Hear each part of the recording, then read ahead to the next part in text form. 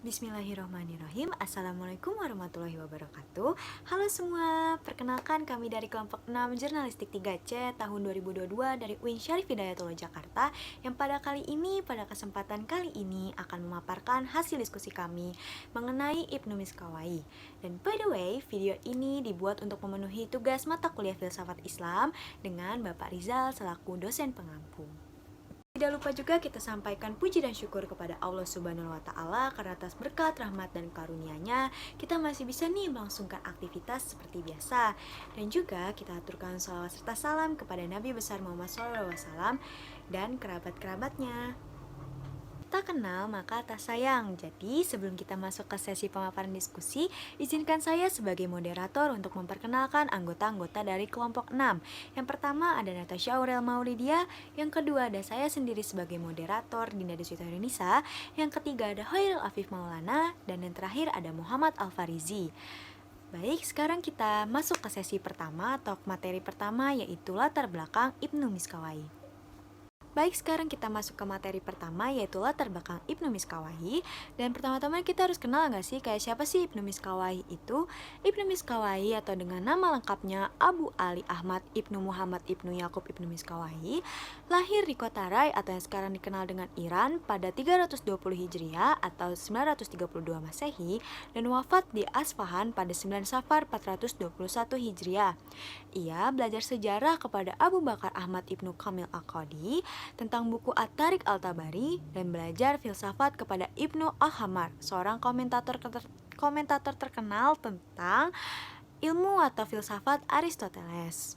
Lalu berikutnya kita masuk ke ilmu yang dikuasai. Kendati pun disiplin ilmunya banyak nih, meliputi kedokteran, bahasa, sejarah, dan filsafat, tetapi Ibnu Miskawai ini tuh dikenal dengan filsuf yang membahas tentang etika atau akhlak yang dikenal dengan al-falsafah al-amaliyah. Ini tuh dimotivasi oleh keadaan masyarakat yang waktu itu kacau, yang banyak perzinahan, banyak orang mengonsumsi atau meminum minuman keras, dan juga hidup glamor dan yang lain-lain. Nah, disiplin ilmunya yang beragam ini dia peroleh dari mengikuti orang-orang yang berilmu dan juga ada kegemaran dalam bidang menulis. Sekarang kita akan membahas lingkup pekerjaan dari Ibnu Miskawai. Ibnu Miskawai ini adalah seorang bendaharawan, seorang sekretaris, seorang pustakawan, dan pendidik anak para pemuka dinasti Buahi. Selain akrab dengan para penguasa, Ibnu Miskawai ini juga akrab dengan para ilmuwan seperti Ibnu Sina, Abu Hayyan At-Tauhid, dan Yahya Adi. Dan juga Ibnu Miskawai ini dikenal kemasyhurannya tuh melebihi para pendahulunya. Selanjutnya, ia juga dikenal sebagai dokter, penyair, dan ahli bahasa. Lalu, Ibnu Miskawai ini juga menerima atau memiliki gelar, yaitu gelarnya adalah guru ketiga atau yang dikenal dengan Al-Muallimin Ats-Tsalits, setelah Al-Farabi yang diberi gelar guru kedua atau Al-Muallimin Al-Tsani, dan sedangkan yang dianggap guru pertamanya itu adalah Al-Muallimin Al-Awwal atau Aristoteles. Sekarang kita akan membahas karya-karya yang ditulis oleh Ibnu Miskawai. Karya-karyanya ini tuh total ada 41 yang terbagi dari buku dan artikel, dan semuanya itu terfokus pada pembahasan tentang akhlak atau yang dikenal dengan tahzib al-akhlak, dan diantaranya adalah Al-Fawz Al-Akbar atau kemenangan besar, Al-Fawz Al-Asghar atau kemenangan kecil, Tajarib Al-Umam atau sebuah sejarah tentang banjir, Usman Al-Farid atau kumpulan anekdot, syair, pribahasa, dan kata-kata mutiara. Lalu berikutnya ada Tartib Al-Sadah tentang akhlak dan politik, Al-Mustafa atau syair-syair pilihan, Jawi dan Khairat atau kumpulan ungkapan bijak, Al-Jami tentang jemaah, Al-Syiar tentang aturan hidup, tentang pengobatan sederhana mengenai kedokteran, dan juga tentang komposisi bajat atau yang dikenal dengan seni memasak. Sekian pembahasan tentang latar belakang atau mini profil dari Ibnu Miskawai.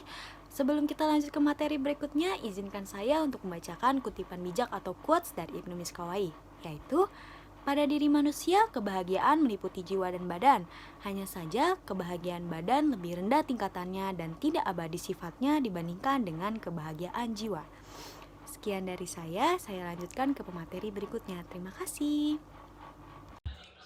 Assalamualaikum warahmatullahi wabarakatuh. Saya Hoiril Afif Maulana dari kelas 3C dengan NIM 125. Di sini saya akan mempresentasikan materi tentang konsep ketuhanan dan emanasi Ibnu Miskawai.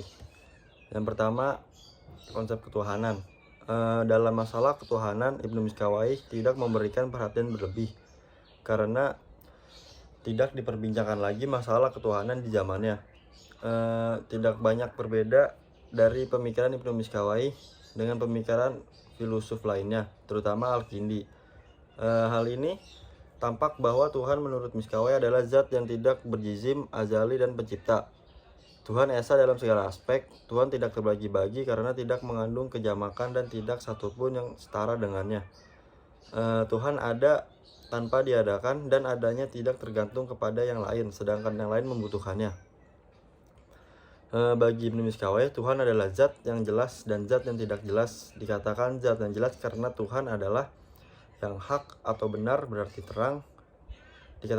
Dikatakan tidak jelas karena kelemahan akal untuk menangkapnya, disebabkan banyaknya dinding-dinding atau kendala kebendaan yang menutupinya.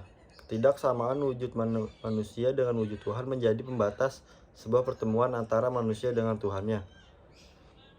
Yang kedua, ada konsep tentang emanasi.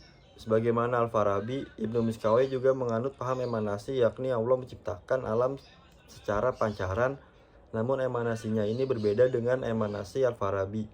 Menurutnya, entitas pertama yang memancarkan dari Allah ialah faal atau akal aktif. Akal aktif ini timbullah jiwa, dan dengan di perantaraan jiwa pula timbullah planet. Pancaran terus-menerus dari Allah dapat memelihara tatanan alam ini. Andaikan Allah menahan pancarannya, maka akan terhenti kemajuan dalam alam ini. Dari akal aktif ini timbullah jiwa, dan dengan perantaraan jiwa pula timbullah planet. Pelimpahan atau pemancaran yang terus-menerus dari Allah dapat memelihara tatanan di dalam alam ini. Andaikan Allah menahan pancarannya, maka akan berhenti kemawujudan dalam alam ini. Berikut perbedaan emanasi antara Al-Farabi dan Ibnu Miskawayh, yaitu yang pertama, bagi Ibnu Miskawayh, Allah menjadikan alam ini secara pancaran, dari tiada menjadi ada. Sementara itu, menurut Al-Farabi, alam dijadikan Tuhan secara pancaran dari sesuatu atau bahan yang sudah ada menjadi ada. Yang kedua, bagi Ibnu Miskawayh, ciptaan Allah yang pertama ialah akal aktif. Sementara bagi Al-Farabi, ciptaan Allah yang pertama ialah akal pertama, dan akal aktif adalah akal ke-10. Sekian dari presentasi saya. Bismillahirrahmanirrahim. Assalamualaikum warahmatullahi wabarakatuh. Hai, namaku Natasha Aurel Maulidia dengan NIM 105 kelas 3C Jurnalistik. Di sini saya akan menjelaskan tentang Ibnu Miskawayh menurut pandangannya dan pemikirannya terhadap kenabian dan kejiwaan. Yang pertama ada kenabian. Menurut Ibnu Miskawayh, merujuk kepada Al-Farabi, menginterpretasikan kenabian secara ilmiah. Usahanya ini dapat memperkecil perbedaan antara nabi dan filosof, dan memperkuat hubungan dan keharmonisan antara akal dan wahyu. Menurut Ibnu Miskawayh, nabi adalah seorang muslim yang memperoleh hakikat-hakikat kebenaran. Seperti ini juga diperoleh oleh para filosof. Perbedaannya hanya terletak bagaimana cara memperolehnya saja. Perbedaan tentang nabi dan filsuf. Nabi memperoleh hakikat-hakikat dan kebenaran melalui akal aktif dan daya imajinasinya yang kuat. Hal itu juga yang diperoleh oleh para filosof. Filosof memperoleh pengetahuan dari bawah ke atas, dari indrawi menuju daya imajinasi, kemudian semakin tinggi sampai kepada akal aktif. Sementara itu, Nabi memperoleh hakikat dan kebenaran langsung diturunkan dari atas ke bawah oleh Allah Subhanahu wa Ta'ala, yakni dari akal aktif langsung kepada Nabi sebagai rahmat Allah. Persamaan antara Nabi dan filosof bagi Ibnu Miskawayh adalah dalam mencapai kebenaran, bukan persamaan keduanya dalam tingkatan kemuliaan ataupun kemaksuman. Nah, selanjutnya Ibnu Miskawayh ini profilnya kan seorang ilmuwan muslim sekaligus tokoh pendidikan gitu. Yang membedakan ia dengan filsafat muslim lainnya karena ia tidak melulu mengajarkan ajaran-ajaran keagamaan saja, tetapi ada sisi-sisi rasionalitas yang memadai, paradigma keilmuan yang kokoh, merujuk pada Aristoteles, Galenos, dan juga Plato. Tiga hal yang memengaruhi kematangan konsep pendidikan karakter Ibnu Miskawai, yaitu situasi politik pada saat ia lahir atau hidup. Kedua, ajaran-ajaran filsafat yang dikaji olehnya. Ketiga, hazanah-hazanah Islam yang terpaku pada Al-Quran dan hadis maupun ilmu-ilmu sufistik. Ibnu Miskawai sebagai tokoh pendidikan karena kajiannya tentang pendidikan karakter, terutama dalam fokusnya terhadap ilmu akhlak, sangat komprehensif, melainkan ilmuwan-ilmuwan muslim lainnya yang telah diteliti seperti Ibnu Sahnun dan Al-Qabisi. Karya Miskawai ada kitab yang merumuskan dan memecahkan 3 masalah, yaitu di mana bertujuan salah satu kitabnya ini untuk mengantarkan manusia kepada kemenangan abadi, yaitu 3 masalahnya antara lain Tuhan dengan jiwa atau diri manusia, lalu dengan nabi. Begitupun contoh kitab lainnya ada pertanyaan berjumlah 175 yang dilontarkan oleh At-Tauhidi. Pertanyaan ini istimewa dan sangat hidup karena permasalahan yang kerap kita rasakan pada zaman dulu ataupun kita dengar dan kita lihat sehari-hari. Makanya itu relate dengan keadaan pada saat itu. Miskawai menyebut bahwa jiwa adalah esensi sederhana yang tidak bisa dirasakan oleh panca indera. Ia tidak jisim dan bukan bagian dari jisim. Ia dari esensi paling luhur, murni, paling mulia, paling utama dari semua hal berupa fisik di dunia dan alam semesta. Miskawai mengenalkan bahwa jiwa itu terwujud melalui akal. Karena keberadaan jiwa cakrawala, bagian-bagian dan planet-planet, gerakan kita juga muncul dari gerakan cakrawala atau kosmos. Miskawai merujuk pada ungkapan Plato bahwa jika berdiri sendiri namun saling keterkaitan dan juga kesinambungan, serta dapat menjadi satu kesatuan yang selaras dan seimbang, dan daya-daya pun pasti tetap ada. Jadi dayanya ini ada 3, yaitu ada daya berpikir, yaitu yang sumbernya dari otak, yang disebut an-nafs malakiyah atau jiwa malaikat, di mana manusia ini berpikir dan mencari sesuatu ataupun berbagai hakikat dan kebenarannya. Dan daya ini adalah yang paling terhormat. Selanjutnya ada daya berani yang disebut an-nafs as-sabu'iyah, di mana ini bersumber dari jantung.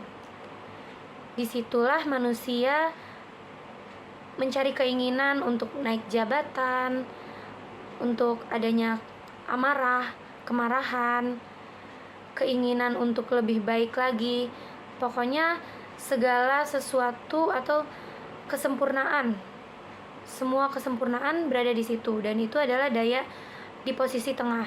Selanjutnya ada daya bernafsu atau syahwat yang disebut an-nafs bahimiyah. Itu berasal dari hati, di mana manusia ini ada keinginan untuk berada di tempat makan atau tempat minuman yang enak. Ia mengingat sesuatu yang indah-indah. Intinya segala kelezatan duniawi ada di situ, dan itu merupakan daya yang paling rendah atau lemah.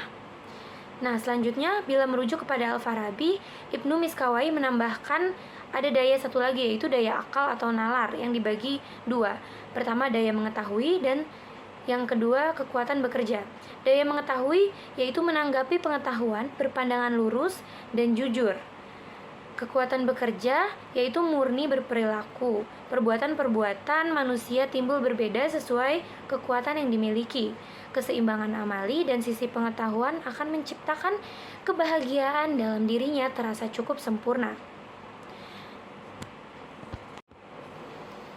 Pemikiran Ibnu Miskawai di sini bahwa jiwa dapat menangkap bentuk sesuatu yang berlawanan dalam waktu yang sama, seperti warna hitam dan putih, sedangkan badan tidak dapat demikian. Maka dari itu, badan tidak abadi, sedangkan jiwa abadi selamanya. Pemikiran Ibnu Miskawai kemudian disebut sebagai aliran dualisme. Mengapa demikian?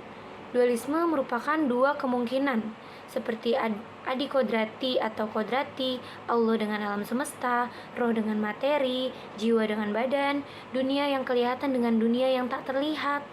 dunia indrawi dengan dunia intelektual, realitas aktual atau realitas kemungkinan, dunia noumenal dan dunia fenomenal, kekuatan kebaikan dengan kekuatan kejahatan, dan lain sebagainya.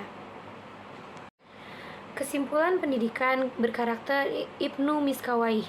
Yang pertama, mengetahui anatomi diri dari unsur jasmani dan rohani atau jiwa. 2. Pendidikan karakter adalah melatih, menjaga, mengontrol, mengarahkan daya jiwa berpikir, marah, dan syahwat supaya berjalan serasi, selaras, dan juga harmonis. Yang ketiga, karakter atau sikap terpuji muncul karena keseimbangan 3 daya jiwa. Sebaliknya, kalau perilaku tercela itu tercipta, maka ada yang goyah dari salah satu daya, ada yang dominan dan ada yang lemah. Dan yang keempat, karakter terpuji bersendikan pada 4 sikap utama, yaitu bijaksana, menahan diri, berani, dan juga adil. Sekian penjelasan tentang kenabian dan kejiwaan menurut Ibnu Miskawayh. Dari kesimpulan dan penjelasan saya, semoga dapat bermanfaat dan menambah wawasan untuk teman-teman semua. Kurang lebihnya mohon maaf. Wassalamualaikum warahmatullahi wabarakatuh. Oke, perkenalkan, nama saya Muhammad Alfarizi dengan NIM 131. Pada kesempatan kali ini saya akan menjelaskan tentang konsep akhlak menurut Ibnu Miskawayh. Pemikiran akhlak adalah salah satu di antara 3 kerangka dasar ajaran Islam, yaitu akidah, syariah, dan akhlak, yang juga mempunyai kedudukan penting. Wujudnya merupakan bukti konkret dari penerapan akidah dan syariah. Selain itu juga menjadi gambaran dari kualitas keimanan seorang mukmin. Secara etimologi, istilah akhlak dalam bahasa Arab merupakan jamak dari kata khuluq yang mempunyai makna literal sifat, budi pekerti, dan watak. Sedangkan secara terminologi, Ibnu Miskawayh dalam kitab Tadribul Akhlaq mendefinisikan akhlak dengan halulin nafsi da'iyatul laha ila af'aliha min ghairi fikri wala ruwiyah, yang artinya akhlak ialah keadaan gerak jiwa yang mendorong untuk melakukan perbuatan-perbuatan tanpa melalui pertimbangan pemikiran terlebih dahulu. Nah, maksud perkataan Ibnu Miskawayh di atas yaitu bahwa akhlak merupakan keadaan jiwa yang mengajak atau mendorong seseorang untuk melakukan segala perbuatan tanpa harus difikirkan dan diperhitungkan. Dengan pengertian, sikap yang keluar itu spontan dan berangkat dari keadaan jiwa yang merupakan sumber dari segala perbuatan baik ataupun buruk. Keadaan tersebut dapat berupa bawaan fitrah alamiah dan bertolak dari watak atau berupa hasil latihan serta pembiasaan dalam diri. Karena itu, apabila jiwa diarahkan kepada yang baik, maka konsekuensinya akan memunculkan akhlak yang baik. Tetapi apabila sebaliknya, maka menyebabkan perbuatan yang tercela.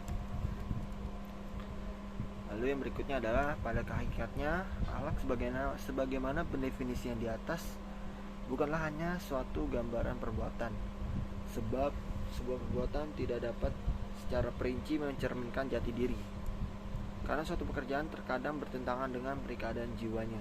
Sebagai misal, seseorang yang suka memberi, boleh jadi ia hanya untuk mencari ketenaran, namun tidak menutup kemungkinan ia benar seorang dermawan. Maka kurang tepat kiranya jika akhlak hanya digambarkan dengan sebuah sikap. Selain itu, akhlak juga bukan pengetahuan, karena pada dasarnya pengetahuan itu selalu berusaha atau berkaitan dengan eksplorasi keindahan dan keburukan dalam suatu waktu. Hal ini bukan berarti pengetahuan tentang nihil, bahkan ilmu mengenainya begitu melimpah. Tapi sekali lagi, akhlak bukanlah pengetahuan melainkan keadaan jiwa. Maka benar adanya jika Ibnu Miskawayh mengatakan bahwa akhlak adalah hal nafs, yaitu kondisi jiwa yang timbul darinya berbagai macam sifat, baik ataupun buruk. Ketika keadaan jiwa tersebut melahirkan sebuah tingkah laku buruk, maka dapat dipastikan bahwa akhlaknya adalah sayyi'ah. Namun bila memunculkan darinya berbagai macam sikap baik, maka akhlaknya adalah hasanah. Berkaitan dengan hal itu, ia membagi sifat atau keadaan jiwa ini menjadi 2. Yang pertama adalah kondisi jiwa yang berasal dari tabiat, di mana kondisi tersebut telah melekat pada diri seseorang, sebagaimana yang ditawarkan dalam dirinya antara sifat dermawan atau kikir, pemberani atau penakut, dan lainnya.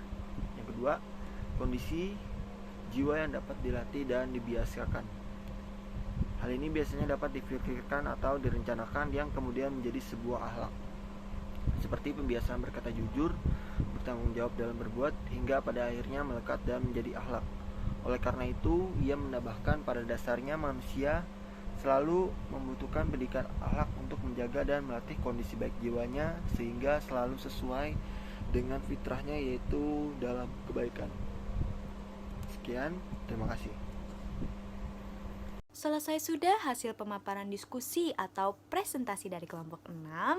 Kurang lebihnya mohon dimaafkan ya teman-teman audiens jika masih terdapat banyak kesalahan dalam pembuatan video. Dan juga kita berdoa, sama-sama berdoa semoga informasi atau materi yang disampaikan bisa berguna nih, baik bagi kami sebagai pemateri atau teman-teman sebagai audiens. Dan terakhir, izinkan saya sebagai moderator untuk menutup video atau presentasi kali ini.